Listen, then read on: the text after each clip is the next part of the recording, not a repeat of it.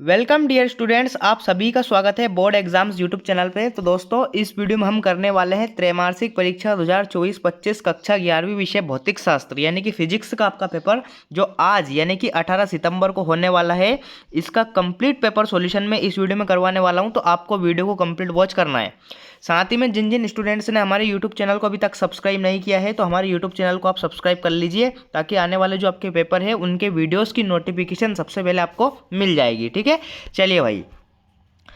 त्रैमासिक परीक्षा 2024-25 विषय भौतिक शास्त्र यानी कि फिजिक्स का पेपर हम करेंगे। पूर्णांक आपका 70 नंबर रहने वाला है। समय आपको 3 घंटे का मिलने वाला है। ठीक है, चलिए भाई शुरू करते हैं बिना किसी टाइम को वेस्ट किए।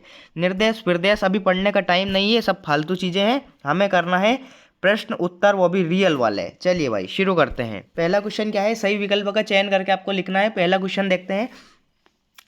एक प्रकाश वर्ष का मान कितना होता है, ये आपको बताना है। तो एक प्रकाश वर्ष का मान होता है 9.46 इंटू 10 की घात 15 मीटर, यानी कि सी ऑप्शन इस क्वेश्चन का करेक्ट आंसर आ जाएगा। नेक्स्ट क्वेश्चन, दूसरा क्वेश्चन है आपका, स्थिति समय ग्राफ का ढाल रिक्त स्थान को प्रदर्शित करता है। तो ए ऑप्शन आपका वेग को, बी ऑप्शन आपका त्वरण को, सी ऑप्शन आपका मंदन को और डी ऑप्शन आपका विस्थापन को। तो स्थिति समय ग्राफ का ढाल वेग को प्रदर्शित करता है, यानी कि ए ऑप्शन आपका करेक्ट आंसर आ जाएगा। नेक्स्ट क्वेश्चन, तीसरा क्वेश्चन है आपका, निम्नलिखित में से सदिश राशियों का समूह कौन सा है। ठीक है, पहला ऑप्शन है आपका दाब वेग बल, दूसरा है त्वरण क्षेत्रफल संवेग, तीसरा है जड़त्व आघूर्ण बल आघूर्ण विस्थापन और चौथा है आपका त्वरण दाब क्षेत्रफल। तो क्वेश्चन नंबर 3 में आपका करेक्ट आंसर क्या जाएगा, त्वरण क्षेत्रफल तथा संवेग, ये तीनों सदिश राशियां हैं, यानी कि बी ऑप्शन आपका करेक्ट आंसर आ जाएगा। नेक्स्ट क्वेश्चन, क्वेश्चन नंबर 4 है आपका, अधिकतम दूरी तक प्रक्षेपित करने पर वस्तु हेतु प्रक्षेप्य कोण कितना होना चाहिए। ठीक है, ए ऑप्शन आपका 45 डिग्री, बी ऑप्शन आपका 60 डिग्री, सी ऑप्शन आपका 90 डिग्री और डी ऑप्शन आपका 0 डिग्री। तो क्वेश्चन नंबर 4 का राइट आंसर क्या जाएगा, ए ऑप्शन यानी कि 45 डिग्री आपका करेक्ट आंसर आ जाएगा। नेक्स्ट क्वेश्चन, रॉकेट नौदन किस सिद्धांत पर आधारित है। पहला है आपका द्रव्यमान संरक्षण पर, दूसरा है आपका ऊर्जा संरक्षण पर, तीसरा है संवेग संरक्षण पर, चौथा है उपरोक्त तीनों पर।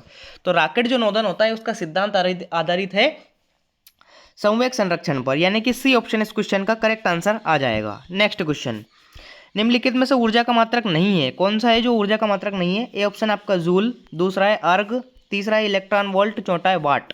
तो क्वेश्चन नंबर 6 का करेक्ट आंसर क्या जाएगा, वाट, क्योंकि ये शक्ति का मात्रक होता है, पावर का मात्रक होता है, इसलिए डी ऑप्शन इस क्वेश्चन का करेक्ट आंसर आ जाएगा। तो इस प्रकार से आपके 6 नंबर के सही विकल्प यहाँ पे पूछे जाएंगे, देख सकते हैं आप।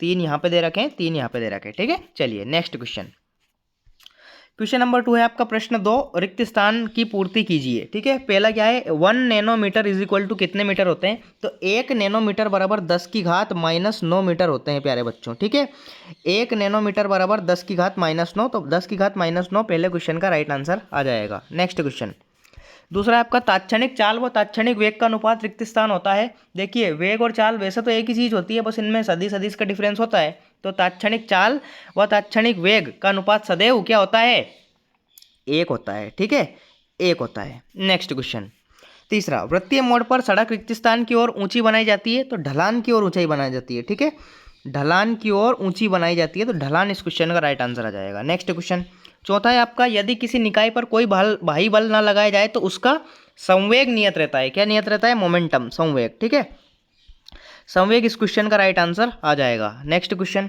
एसआई पद्धति में बल का मात्रक क्या है। तो एसआई पद्धति में बल का मात्रक है न्यूटन। क्या है, न्यूटन। नेक्स्ट क्वेश्चन, दृढ़ स्प्रिंग का स्प्रिंग नियतांक मृदु स्प्रिंग के स्प्रिंग नियतांक से अधिक होता है। कैसा होता है, हमेशा अधिक होता है, ये आप याद रखिए। तो अधिक इस क्वेश्चन का राइट आंसर आ जाएगा। ठीक है, अधिक इसका करेक्ट आंसर आ जाएगा। तो इस प्रकार से आपके 6 नंबर के रिक्त स्थान की पूर्ति पूछी जाएगी। नेक्स्ट क्वेश्चन, क्वेश्चन नंबर 3 आपका, सत्य सत्य का चयन करके आपको लिखना है। चलिए देख लेते हैं। पहला क्वेश्चन क्या है, किसी पिंड को एक समान वेग से गतिशील बनाए रखने के लिए बल की आवश्यकता होती है। बिल्कुल सत्य बात है आपकी। ठीक है, पहले में आपका सत्य आ जाएगा। दूसरा आपका, संरक्षी बल के विरुद्ध किया गया कार्य स्थिति ऊर्जा में कोई परिवर्तन नहीं करता है, जबकि करता है, तो यह सत्य आ जाएगा। ठीक है, तीसरा, गुरुत्वीय क्षेत्र एक सदिश राशि है। बिल्कुल सत्य बात है ये। ठीक है, सत्य आ जाएगा। चौथा है आपका, ऋणात्मक त्वरण को मंदन भी कहते हैं। ये भी आपका सत्य होने वाला है। पांचवा है आपका, स्थिति समय ग्राफ का ढाल वेग प्रदर्शित करता है। ये भी आपका सत्य होने वाला है। और लास्ट है आपका प्रक्षेप्य का पद परवलयकार होता है, तो ये भी आपका सत्य होने वाला है। तो इस प्रकार से आपके सत्य असत्य हो जाएंगे, केवल जो दूसरा है इसमें असत्य आएगा, बाकी सब में सत्य आएगा। ठीक है, चलिए जी क्वेश्चन नंबर 3 समाप्त। चौथा देखते हैं, सही जोड़ी बनाकर लिखिए। ठीक है, सही जोड़ी मिलाकर आपको लिखना है। चलिए, रेखीय संवेग, रेखीय संवेग को काहे से मैच करना है? रेखीय संवेग का मात्रक होता है द्रव्यमान इंटू वेग। ठीक है, एम वी, ये होता है P बराबर एम वी, तो द्रव्यमान इंटू वेग, इससे आपको मैच करना है। नेक्स्ट क्वेश्चन, विमाहीन राशि, कौन सी राशि है जो विमाहीन होती है? विकृति विमाहीन राशि होती है। ठीक है, तीसरा है आपका आपेक्षिक घनत्व, आपेक्षिक घनत्व का विमीय सूत्र क्या होता है? M0 L0 T0। चौथा पारसेक, पारसेक का मान कितना होता है? 3.08 गुणित 10 की घात 16 मीटर। आवृत्ति की विमा क्या होती है? समय का इन्वर्स t की घात -1। ठीक है, तो M0 L0 T-1, ये हो जाएगी आपकी सही जोड़ी 5 नंबर की। ठीक है, इस प्रकार से आपकी सही जोड़ी हो जाएगी। क्वेश्चन नंबर 5, एक शब्द एक वाक्य में उत्तर आपको देना है। चलिए देख लेते हैं। पहला क्या है? वीटी समय के अंतर्गत आने वाला क्षेत्रफल क्या व्यक्त करता है? यानी कि वेग और समय ग्राफ के अंतर्गत आने वाला क्षेत्रफल क्या व्यक्त करता है? विस्थापन व्यक्त करता है। ठीक है, पहले का राइट आंसर क्या जाएगा? विस्थापन। ठीक है, विस्थापन आपका करेक्ट आंसर आ जाएगा पहले क्वेश्चन में। नेक्स्ट है आपका, शून्य सदिश किसे कहते हैं? तो ऐसा सदिश जिसका परिमाण शून्य हो। ठीक है, परिमाण यानी कि मैग्नीट्यूड, परिमाण जिसका शून्य हो, ऐसा सदिश को हम क्या कहेंगे? शून्य सदिश कहेंगे। ठीक है, नेक्स्ट, पानी पर तैरते हुए एम द्रव्यमान के कार्क पर नेट बल का मान कितना होगा? तो नेट बल का मान 0 होगा। ठीक है, 0। ठीक है, 0 इसका राइट आंसर आ जाएगा। नेक्स्ट क्वेश्चन है आपका, राकेट नोदन किस नियम पर आधारित है? तो यहाँ संवेग संरक्षण के नियम पर आधारित है। कौन से संरक्षण पर? संवेग संरक्षण पर। ठीक है, संवेग संरक्षण पर राकेट नोदन का सिद्धांत जो है संवेग संरक्षण के नियम पर आधारित है। नेक्स्ट है आपका, कोई गाड़ी 90 किलोमीटर प्रति घंटे की चाल से चल रही है, यह 15 मिनट में कितनी मीटर चलेगी? तो यह 22.5 मीटर चलेगी। कितनी? 22.5 मीटर। ठीक है, इसको सोल्व करेंगे तो आपका आंसर आ जाएगा 22.5 मीटर। तो इस प्रकार से आपके कंप्लीट ऑब्जेक्टिव्स का सॉल्यूशन यहाँ पे हो गया है। अब नेक्स्ट क्वेश्चन एंड आंसर अपन देख लेते हैं, 2-2 नंबर के क्वेश्चन है। चलिए, प्रश्न 6, सदिश के योग संबंधित त्रिभुज नियम लिखिए, आपको बताना है। इसका अथवा है किसी सदिश ए को किसी XY समतल में विभाजित करके लिखिए। नेक्स्ट आपका 7वां क्वेश्चन है, विमीय विश्लेषण की सीमाएं लिखिए, इसका अथवा है विमीय विश्लेषण के उपयोग लिखिए। ठीक है, ये हो जाएगा। नेक्स्ट क्वेश्चन है आपका 8वां क्वेश्चन, कोई कार एक समान रूप से त्वरित होकर 5 सेकंड में 18 किलोमीटर प्रति घंटे से 36 किलोमीटर प्रति घंटे की चाल प्राप्त करती है। कार का त्वरण ज्ञात आपको करना है। इसका अथवा भी न्यूमेरिकल दे रखा है, तो आप इसको याद कर लीजिए। नेक्स्ट क्वेश्चन, क्वेश्चन नंबर 9, वृत्तीय गति किसे कहते हैं? प्रक्षेप्य गति किसे कहते हैं? ये आपसे पूछा गया है। इसका 10वां क्वेश्चन क्या है? जड़त्व का नियम लिखिए, अथवा संवेग संरक्षण का नियम आपको लिखना है। नेक्स्ट क्वेश्चन, क्वेश्चन 11वां है आपका, क्रिकेट में खिलाड़ी कैच लेते समय अपने हाथों को पीछे की ओर क्यों कर लेते हैं? और दूसरा है इसका अथवा, पहियों में बॉल बेरिंग का उपयोग क्यों किया जाता है? नेक्स्ट क्वेश्चन, क्वेश्चन नंबर 12वां है आपका, घर्षण से होने वाले लाभ हानि बताइए, अथवा इसका घर्षण को कम करने तथा बढ़ाने के उपाय लिखिए। 2 नंबर का ये क्वेश्चन है। नेक्स्ट क्वेश्चन, भौतिक समीकरण v² बराबर u² प्लस 2as की शुद्धता की जांच कीजिए। इसका अथवा क्या है? वायु में ध्वनि का वेग v, वायु दाब P एवं घनत्व D पर निर्भर करता है। विमीय विधि से ध्वनि के वेग v के लिए न्यूटन सूत्र की स्थापना आपको करनी है। 13वां हो जाएगा।